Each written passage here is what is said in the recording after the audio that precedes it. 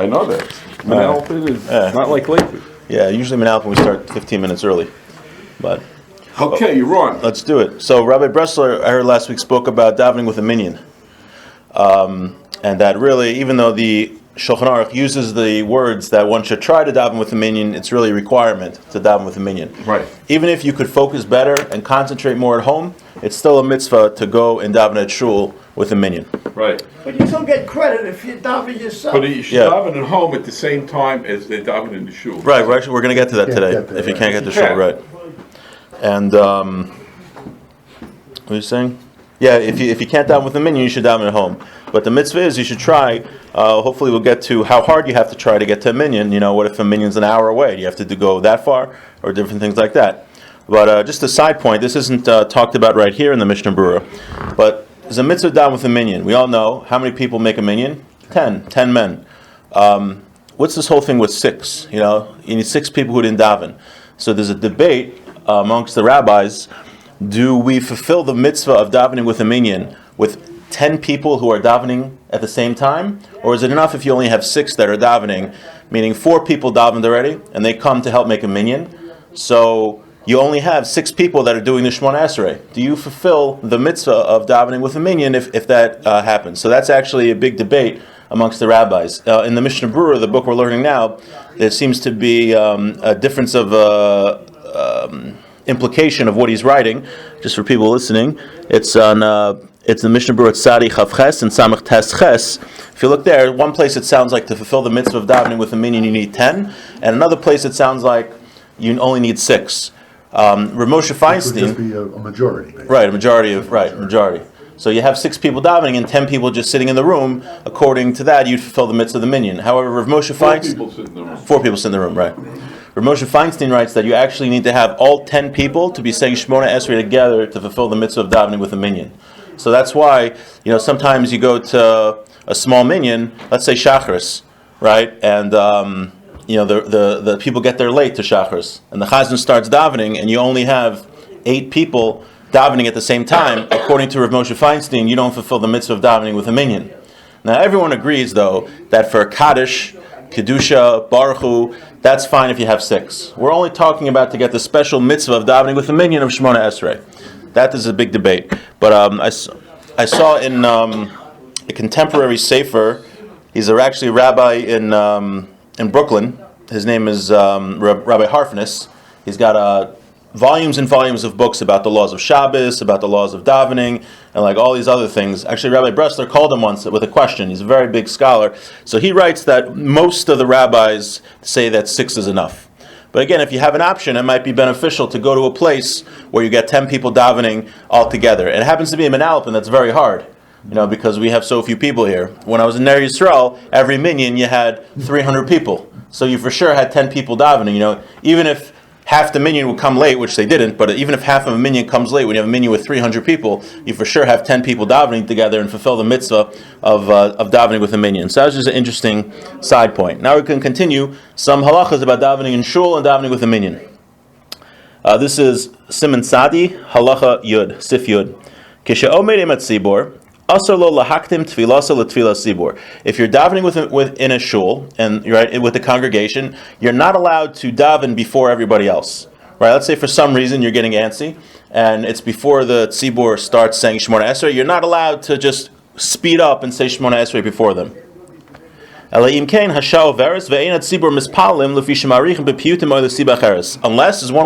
there's one reason you're allowed to do that. One case where you could do that. If you see that the time is going to pass when you're allowed to daven, then you are allowed, or you have to really go before the congregation on your own, right? There's some shuls, unfortunately, we mentioned many times, that Shema, there's the latest time you could say, and Shemona Esrei, there's the latest time you could say. Let's say the latest time, for argument's sake, is 10:30 a.m., latest time you're supposed to daven Shemona Esrei. And the shul, I've been in this situation many times, the shul singing, and going on, and you're looking at your watch, you're not going to say Shema and all the prayers, and then finish Shemona Esrei by 10:30 because it's already 10:26 and they're taking their time singing. So what you should do is just daven yourself. It's better to daven in the proper time than to daven with a minyan. Right? There are certain hierarchies of what's important. So like davening on time is better than davening with a minyan. Okay. Of a below sha'overis, but if it's not that case where the time is not of the essence,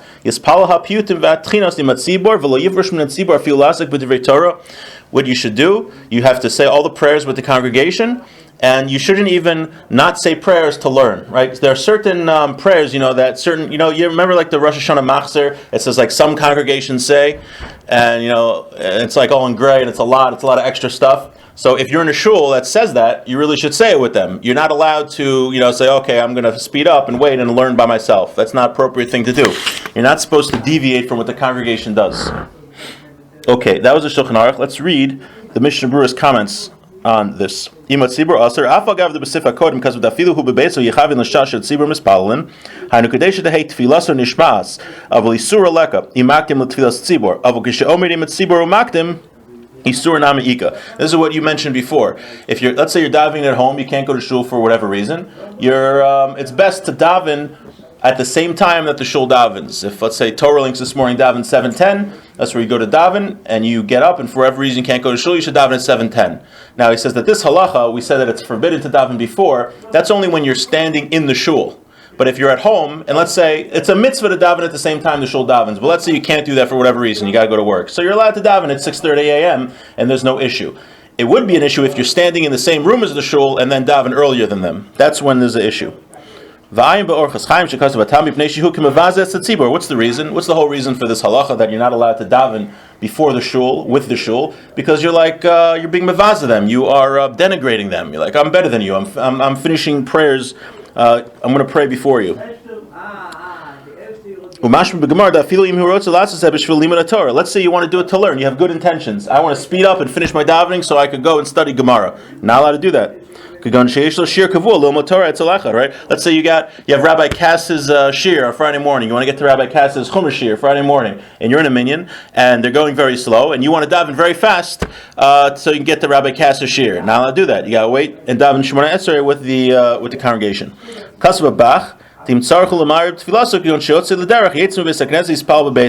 But what you should do, let's say you have to go to work and you got to daven before the shul.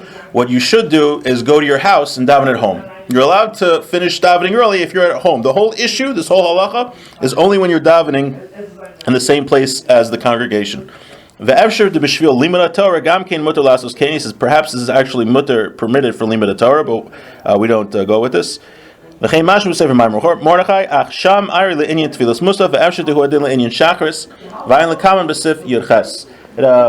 says maybe that this is okay to speed up for learning, but I believe that we don't go like this. Let me just see what it says here.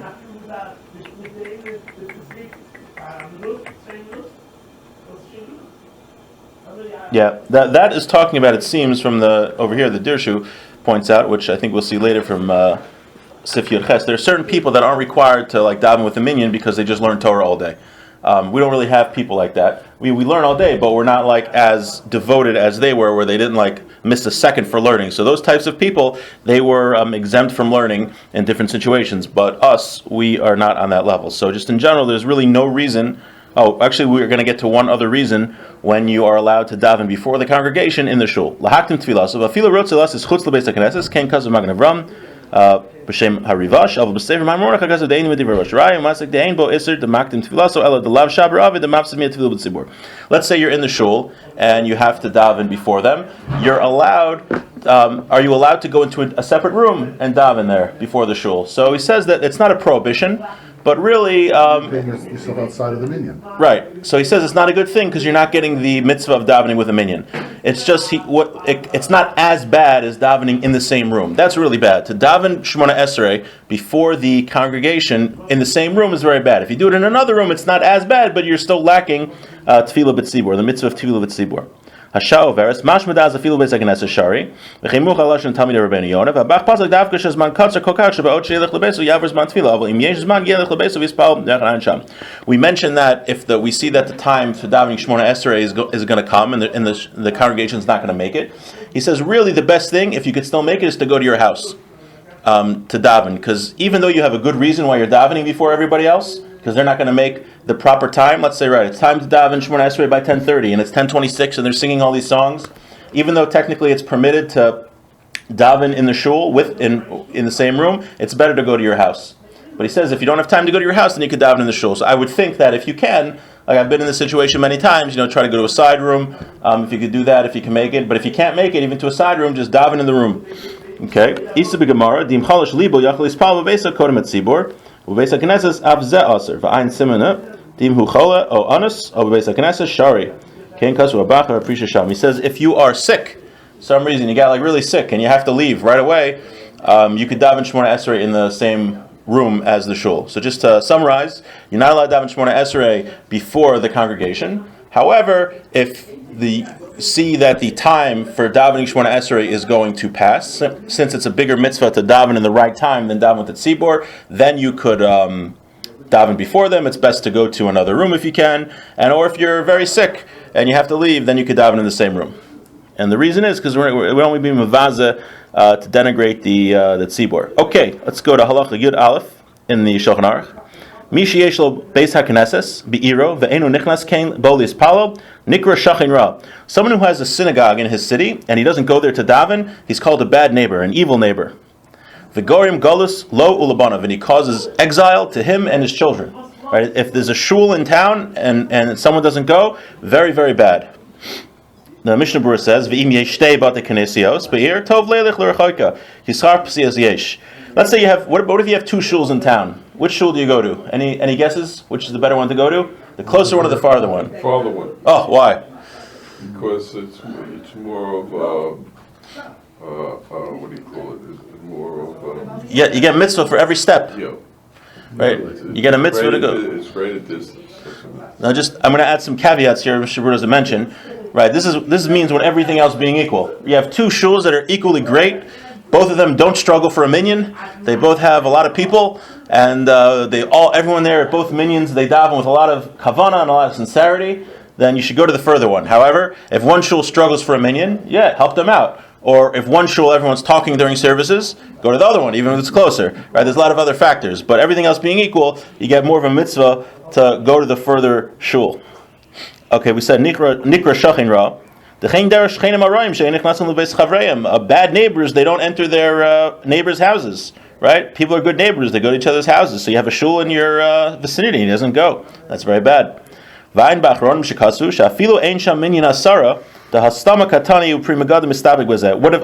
interesting. What about going to a shul? You don't go to a shul, but there's no minyan there. So they're not sure if this is also called a bad neighbor, but there is a mitzvah. Like if you have an option, let's say there's no minyan in shul, it's actually better to daven in a synagogue than it is to daven in your house, right? A synagogue is a holy place, so if you have that option, right, you live around the corner from Union Hill and you're coming home and Union Hill's open and you miss the minyan, it's better to daven in Union Hill than it is to daven in your living room, because it's like a holy place. If you daven in your house with 10 people, sounds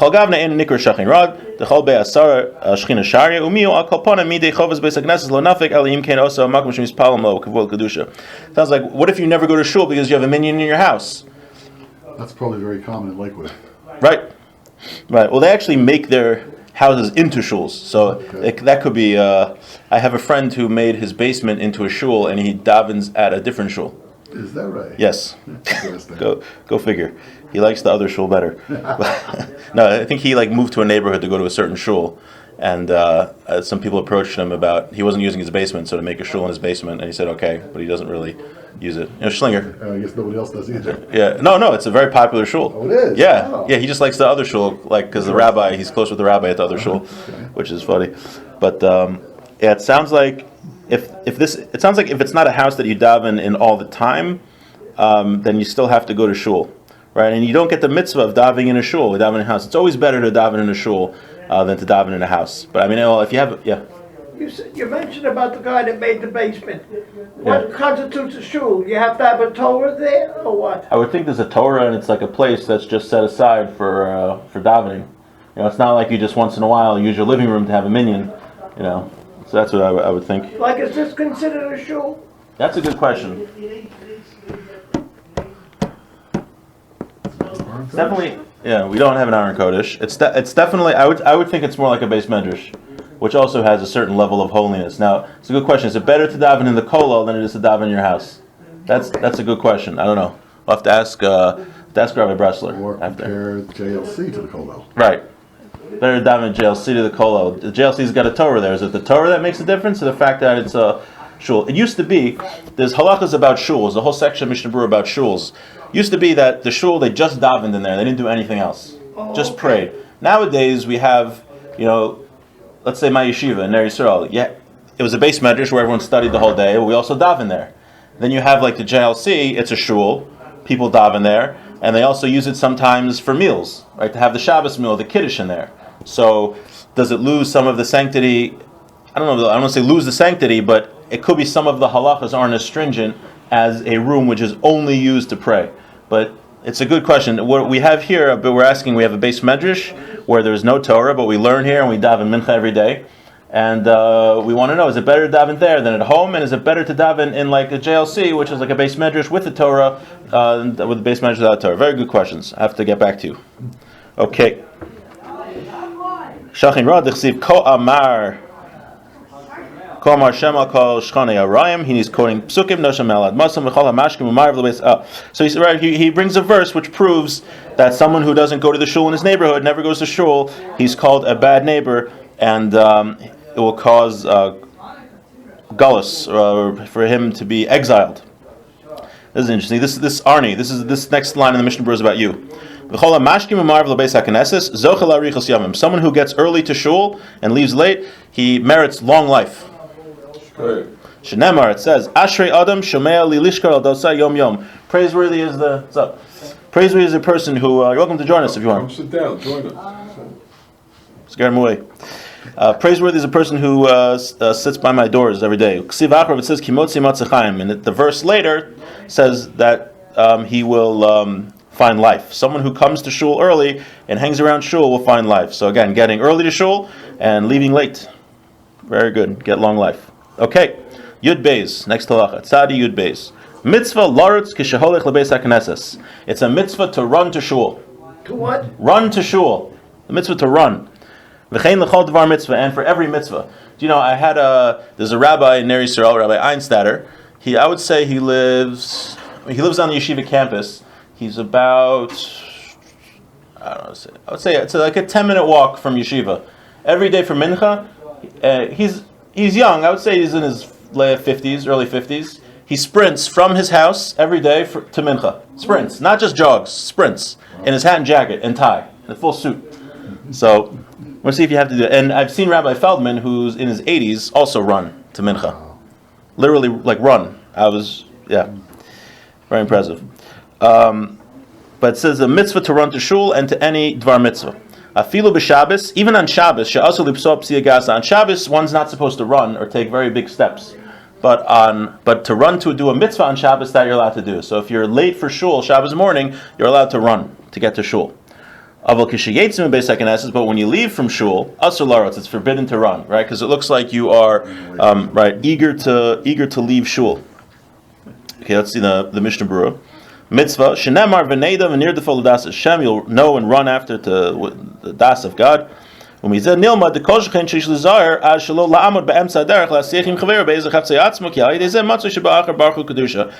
this we learn all the more so when you're going to shul in the morning, you shouldn't stop to schmooze with your friends about random things because you'll end up getting to shul late. So the Prisha writes that, what does it mean run? Do you have to do what Rabbi Einstadter does, where he runs the whole way? No, that you don't have to do. It's very nice that he does it. But what the Shulchan Aruch is talking about here is that you should run when you get close to the shul. The Sham Minker who should also l'shem mitzvah beis hakneses, because then it becomes clear when you're close to the shul that you're running because of the shul. So like when you're near the synagogue, you're not just like running in the street. Someone might just think you're jogging for exercise. Here it's talking about when you get close to the shul, it's a mitzvah to run. Because of primigadim,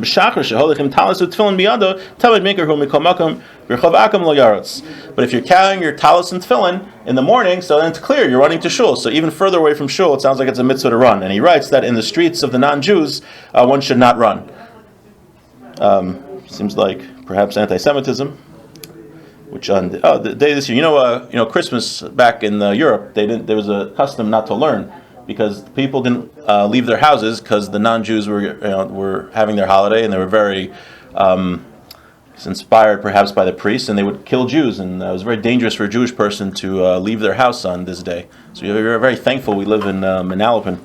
And I mean, it's even dangerous now to live in Manhattan as a Jew, or in Brooklyn. There's 4 anti-Semitic attacks in the past couple hours. Getting bolder and bolder. It's crazy. In Teaneck, a guy walked into the kosher bagel store and started hitting people, hitting Jews. What happened in Jersey City? Yeah, in Jersey City also, yeah. When did the thing happen in Teaneck? This morning. Crazy. Yep. Crazy. Okay, b'Shabbos she'aser.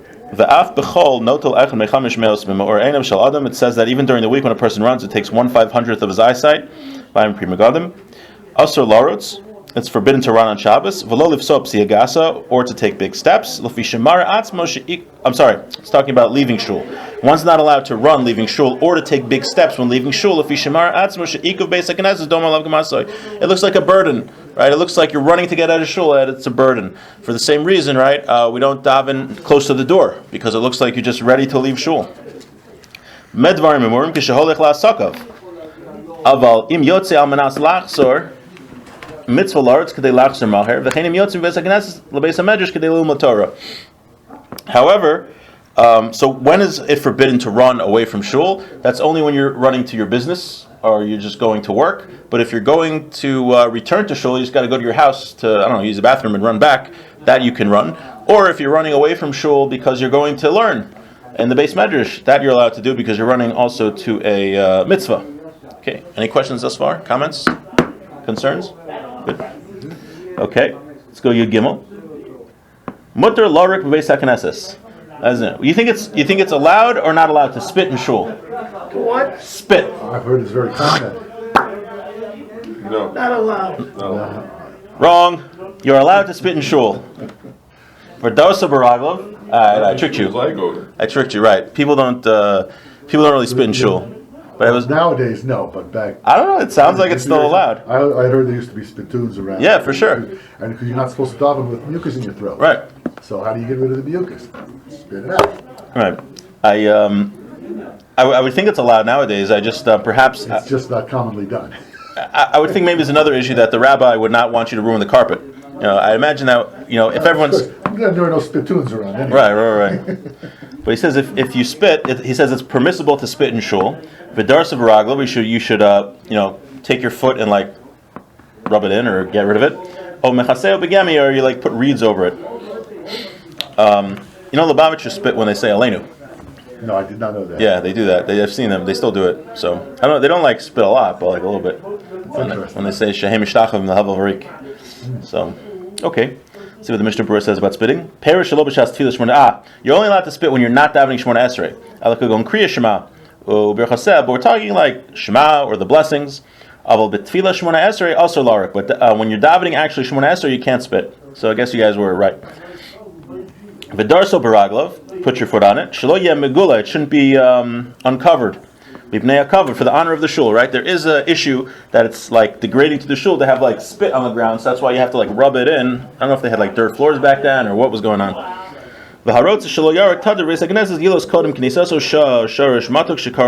Licorice. He says that if you don't want to be spitting in shul, you should have this like sweet thing, some sort of like sweet spice or something that would prevent a person from spitting. And you're even allowed to have it before davening. We learned several weeks ago you're not allowed to eat before davening, right? Because it looks very haughty that I'm taking care of myself before I thank Hashem and before I pray to Hashem. However, this type of licorice thing, this sweet food, a person is allowed to eat before davening because it's not for enjoyment. It's so he doesn't have spittle. To be considered a meal. So you can't What's the rule about having like a kasayas or something? Yeah, can't do that before davening. Not before davening? No, unless you like can't concentrate without it, or you're like sick. But you can have water, you can have coffee, probably with sugar and milk, and nothing else. There are people who have breakfast before davening, but they are incorrect. You're not supposed to have a meal. Yeah. But I mean, you could have a little something. Nah. No? Nope. Not even a little something. Not even a little something. Again, unless even you even a kazayas, unless you can't focus, like you're like starving and you just totally can't focus on anything, then yeah. Okay. Of Erev Yom Kippurim ve'erev Tisha B'av aser, but to have this licorice thing on Erev Shabbos or Erev Tisha B'av, you can't do it. Shishar hamasika b'piv, because it's going to, the sweetness will be lasting in the mouth. Ukeshaboleya harok boleya hamasika. So when you swallow, you're going to still have the taste. And if it's a fast day, so you're saying you shouldn't have this thing Erev, whatever type of food this was, you shouldn't have it Erev Yom Kippur or Erev Tisha B'av, because on the holiday itself, on the fast day, when you swallow the spit, you'd actually be swallowing this food also. Mechaseo b'gami, we say you have to cover the spit with reeds.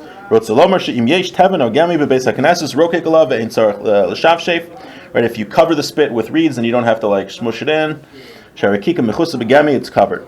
Okay, so yeah, you're right that this really doesn't happen so much because people generally don't spit in shul. I guess it's like Lubavitchers a little bit. I guess they spit, but I don't know. I don't think they cover it. You ever see Lubavitchers spit? No. Yeah. Okay. There's no Lubavitchers in Lakewood. Right, that's true. There are none in Lakewood. We have more here in our area.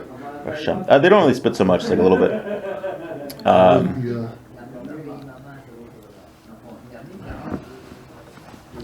The Chabad's run by the Lubavitch, right? Yeah, Chabad, yeah.